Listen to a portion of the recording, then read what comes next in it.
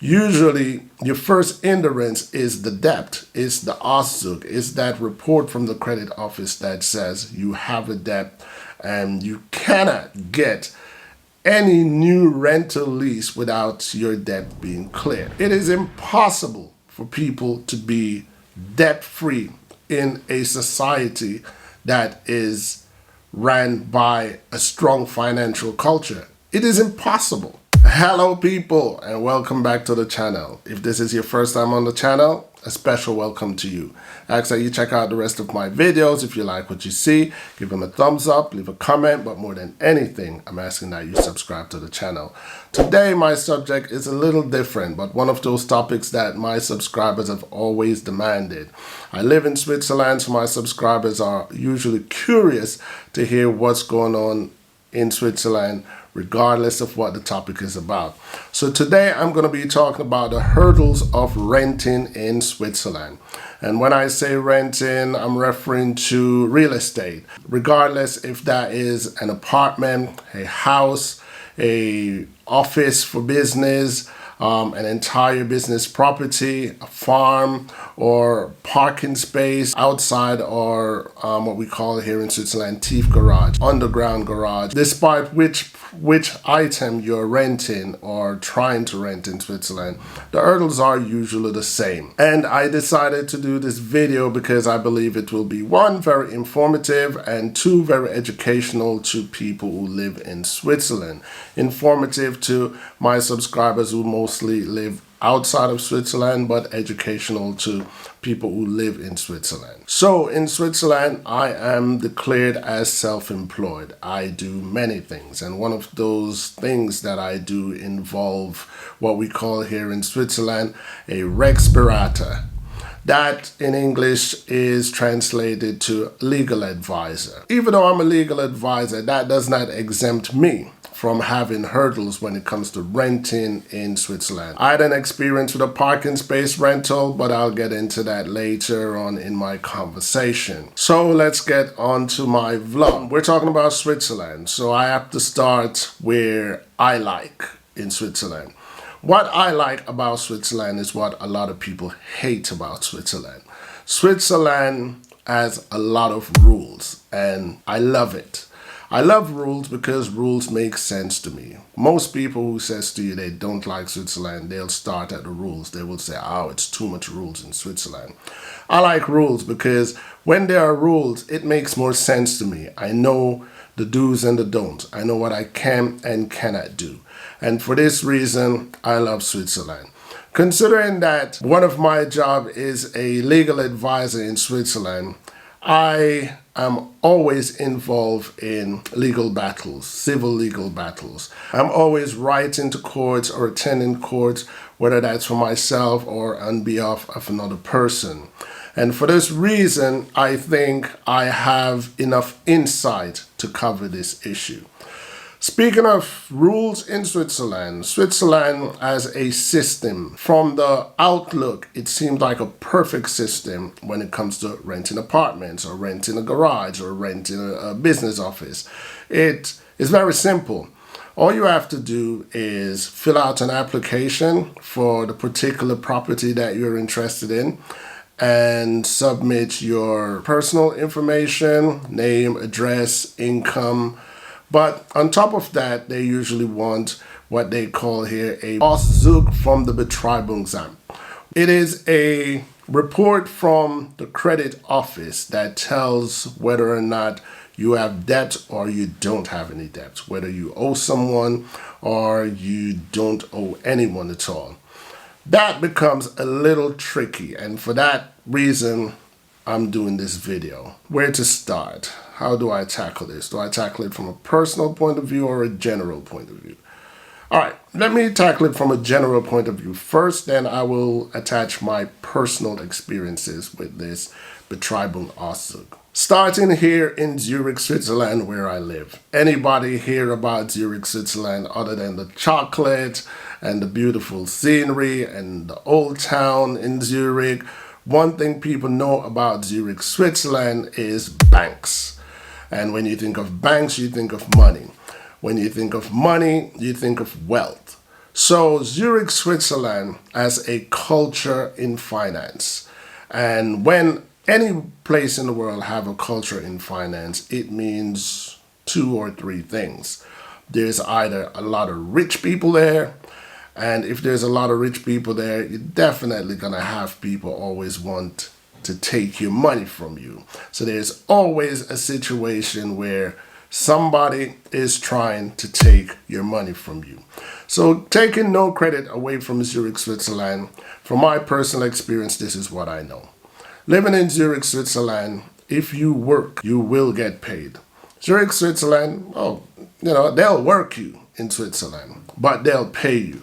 And the payment, your wages here are usually very handsome, starting from minimum wage, which range about 4,500 Swiss francs per month. And people can earn that kind of money as young as 21 years old. There are people here in Switzerland starting at the bottom that brings home a minimum of 4,000 Swiss francs, which equivalent to 4,000 US dollars. So people get paid here in Switzerland, but at the same time, it's a financial city, it's a financial culture. Just as much as they give you the money, they take it back. So there's usually a lot of expenses. To my knowledge, the cheapest apartment, smallest apartment you probably could find in the state of Zurich is maybe about 1,200, and you've got other utility bills up on top of that, and not forgetting that your health insurance is mandatory. Everybody in Switzerland has to have health insurance. But overall, everyone who resides in Zurich, Switzerland and work lives pretty comfortable when it comes to finances. When it comes to Auslanders, Auslanders is a German word for foreigners. When it comes to Auslanders, such as myself, this is where it gets a little hiccup. I'm trying to stay away from the racial tier that I've often write about and talk about when it comes to Zurich, Switzerland, but if I have to touch that, then I will. But let me focus on Auslanders and one of the hurdles that they have to encounter when it comes to trying to rent an apartment.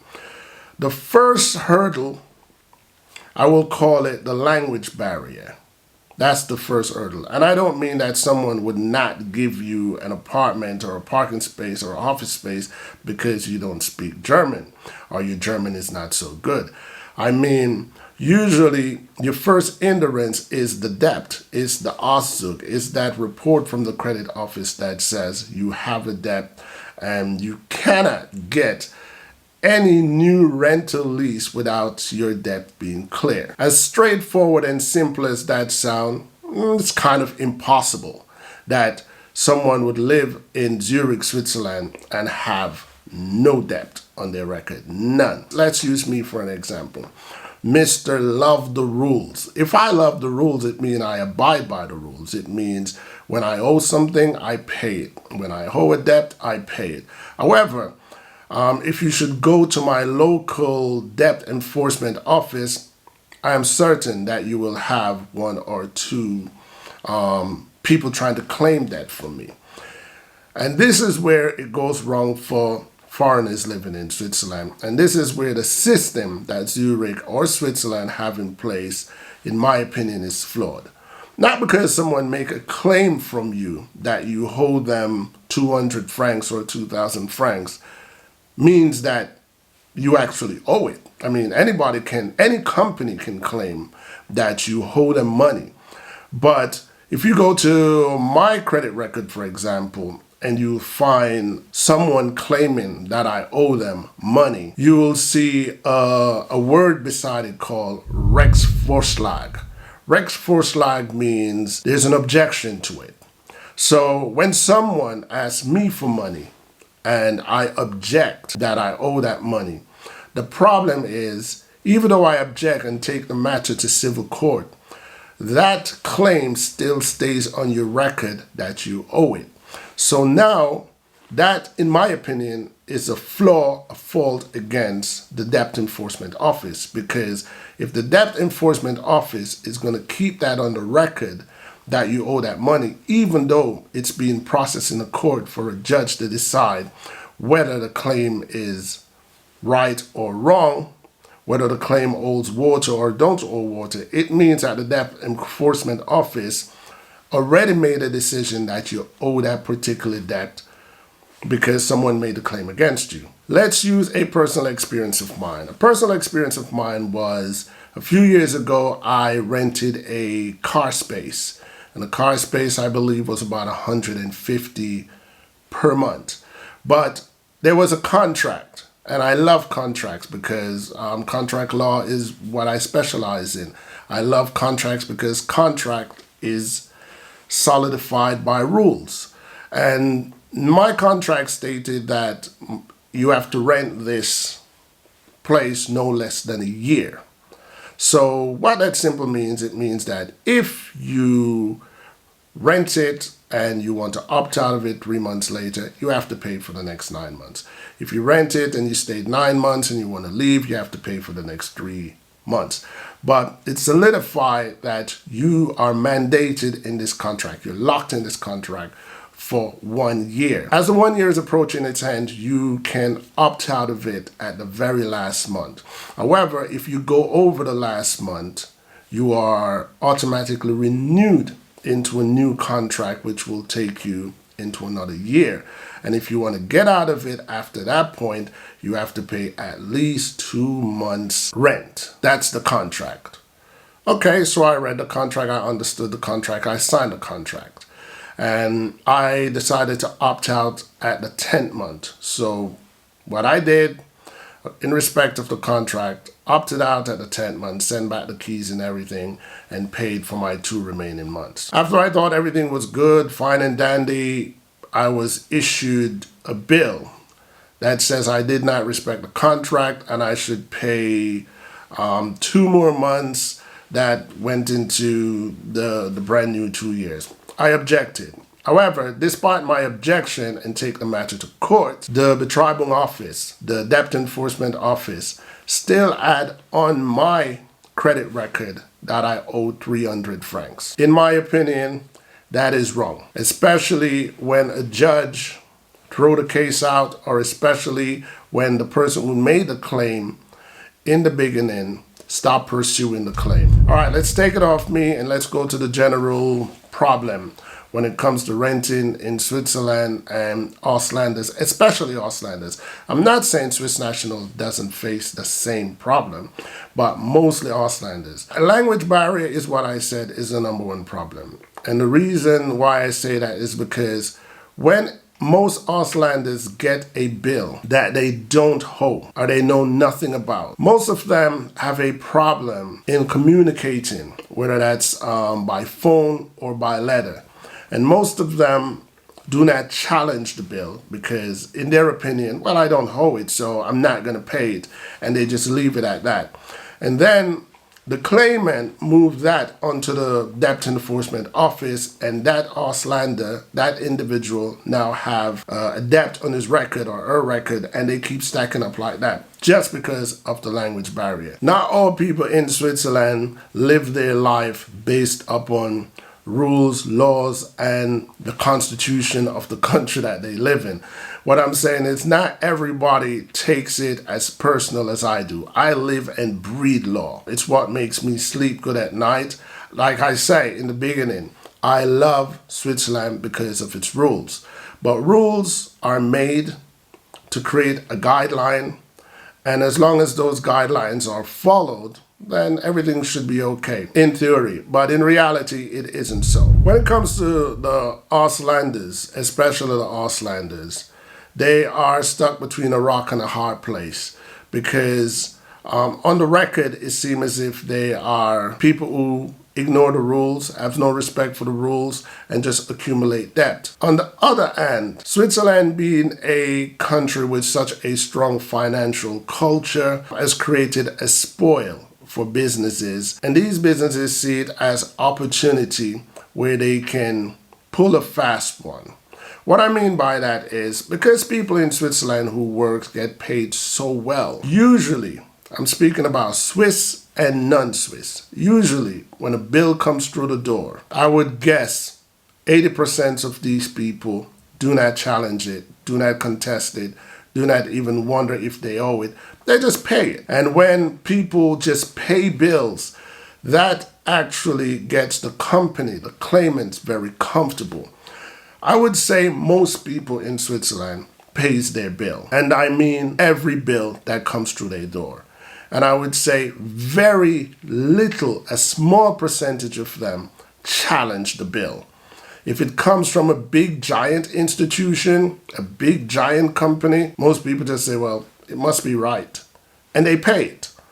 But when you're coming from a background like mine, where you have experienced struggles and you have to count your penny and you have to get down to your very last bottom dollar, that attitude just never leaves you. Doesn't matter if you're living in the wealthiest country of the world. So what usually happens in my case is every bill that comes through my door, even if it's 10 francs out of place, I challenge it. Not a lot of people do that. And that creates a problem when it comes to renting in Switzerland. Let's talk about genuine debt. People that are genuine in debt. The debt is real. Most of the realtors in Switzerland, most will say they will not rent a car park, an office space, an apartment, or a house to someone if they have an entry of debt on their credit record. Ridiculous and unrealistic. It is impossible for people to be debt-free in a society that is ran by a strong financial culture. It is impossible. It is impossible for you not to have someone claiming money from you. You could be the richest person in Switzerland. In order for you to have a clean financial record where you owe no one or no one is claiming money from you, you'd have to be what I call a rollover. Everybody that claims that you owe them, you'd have to say, here, here, here. In my culture, you call that a gimme. Everybody that says, hey, you kicked over my plant, it cost 70 francs, pay me. Okay, here. Hey, you stepped on my shoes, it cost 200 francs, pay me. Here. It's impossible. You'll never stay wealthy. You can never maintain your finances if you pay everybody that claims that you owe them. Another personal experience of mine was a communications company here in Switzerland. I used their service for about 5-6 years. And after about 5 years, I asked for a discount and they refused me the discount and I decided to discontinue using their service. And I did what I'm supposed to do. Paid my bills, discontinued using the service, and they needed to come and collect, I believe, like a TV box or something like that. And I said, well, you can come and collect it at any time. I'm not going to leave my house and I'm not going to go out and mail it to you. They didn't pick it up. I didn't mail it. And they sent me a bill for something like 1,400 francs, something like that. Do I owe for the box? In my opinion, no. I still have the box. You can pick it up when you're ready. So there are those little nooks and crannies that I believe not only Auslanders face, but people in Switzerland face. I once had a situation where I had to go to court, civil situation. Again, it was demanding a bill from my family that I believe I didn't owe. At that time, I had a translator to translate for me. And I remember clearly that the translator was saying to me, you won't win against these big companies. And that statement alone tells me the mindset of a lot of people in Switzerland. Because it's a big giant company that's claiming that you owe $2 or you owe $2,000. You should just pay it. And if you don't pay it, you will face the consequences where you cannot afford to rent a parking space, which is about 90 francs a month. Is that right? No, it's not right. So, okay, let me get to the conclusion of my video. The conclusion of my video, to Swiss and non-Swiss. When you're faced with these situations, when you go to the Betreuungsamt office and they say you're here because this company claim that you owe them, if in your hearts of hearts or to your understanding you do not owe that money, my suggestion is that you do not pay, but you take the matter to your local civil court. If you don't know how to do that, hire someone like me. hire a legal advisor, hire a lawyer that deals with contract law, hire someone who is knowledgeable of the legal processing in Switzerland. I would mostly advise you to do it by yourself if you can, because the whole idea is for you not to lose money. And for my Auslanders living in Switzerland who do not understand German, learn German. These days, it's so easy. These days, even Google Translate is more accurate than ever. Learn German, translate each document, especially if it comes with one of those pink slip that has a CHF sign on it that's demanding a figure. Read, understand. If you do not owe the money, don't pay it. Challenge it. But if you owe the money, pay it. This is Switzerland. And like I say, Switzerland has a lot of rules. And I've been here almost a decade, and I have to say, where written rules are concerned, where written laws are concerned, it is very fair. The law here is definitely balanced. I have never experienced where it works in favor of Swiss over Auslander or one color over the next. The law is there, the rules are there, and if you enforce it, it is there for you. It is there to protect you, and it's also there to convict you. You know, the law is there. It works for you and it works against you. So my advice is that you always stay on the right side of the law. Yeah, I believe that real estate companies in Switzerland and the Betreibung office, which is the debt enforcement office, they need to have more of a transparent clarity when it comes to people's debt. But at the same time, the alleged debtor has a role to play in this. If you don't owe the debt, then it's your responsibility to challenge it or demand the company to remove it. I'm going to show you right now a letter that I wrote to a company and how I stated to them when I wanted them to remove my debt from the office. As you can see in that letter, it was not asking a favor. I was not being impolite, and I was not being polite. I was just being direct. It is your responsibility to challenge whoever is claiming that you owe them and demand that they remove that from your name. Otherwise, Article 173 is there, defamation of character, and you can file that, and oftentimes you can claim as compensation way more than what they were asking for. That's pretty much all I have to say, people. Let me know what you think about this video. As you know, on my channel, I appreciate thumbs up and thumbs down, agreement and disagreement, because at the end of the day, people, each one teach one. We've reached the end of my video, and that in itself is a support that I truly appreciate. Other ways that you can support this channel is by giving this video a thumbs up. But the most important way to support my channel is to hit that subscribe button so you do not miss out on any of my future uploads. The third way to support this channel is to go to my Teespring account and purchase any of my merch.